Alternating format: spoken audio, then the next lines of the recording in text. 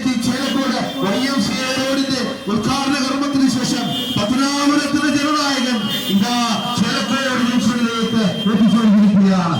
പത്തനാപുരത്തിന്റെ Jananayakan Shri KV Ganesh Kumar ഇതാ ഈ വഴിത്താരയിലൂടെ കടന്നു വരികയാണ്.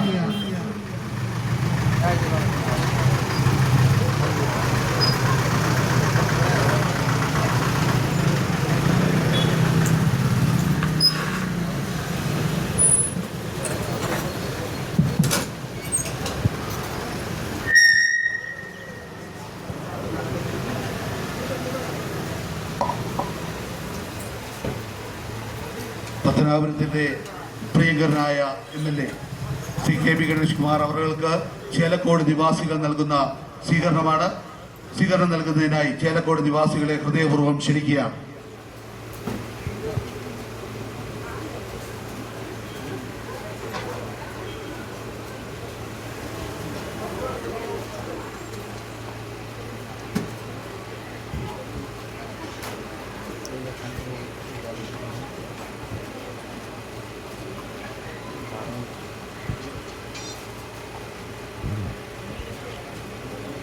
ചേലക്കോട് നിവാസികൾ നൽകിയ ഊഷ്മളമായ സ്വീകരണത്തിന് ഹൃദയത്തിന്റെ ഭാഷയിൽ നന്ദി പ്രകാശിക്കുന്നതിനായി പത്തനാപുരത്തിന്റെ ജനനായകൻ ശ്രീ KV ഗണേഷ് കുമാർ അവരെ ആദരപൂർവ്വം ക്ഷണിക്കുന്നു.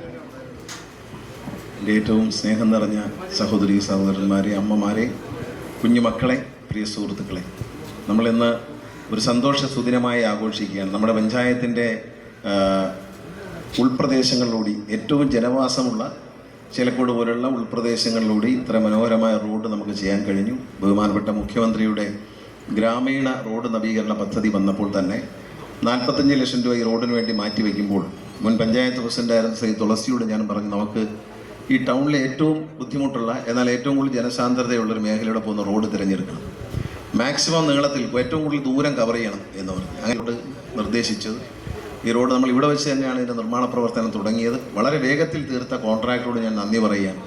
ഉദ്ഘാടനം കഴിഞ്ഞ് കുറച്ച് നാളെ ആയിട്ടുള്ളൂ. വളരെ പെട്ടെന്ന് തന്നെ റോഡിനെ നല്ല നിലയിൽ പണി തീർക്കാൻ അവർക്ക് കഴിഞ്ഞു. അതുപോലെ ഇത് കഴിഞ്ഞ് രണ്ടാമതൊരു റോഡ് കൂടിയുണ്ട്. അതും ഏറ്റവും ജനസാന്ദ്രതയുള്ള ബാബാ സാഹിബ് കോളനി ചെന്ന് അവസാനിക്കുന്ന ഒരു റോഡാണ്.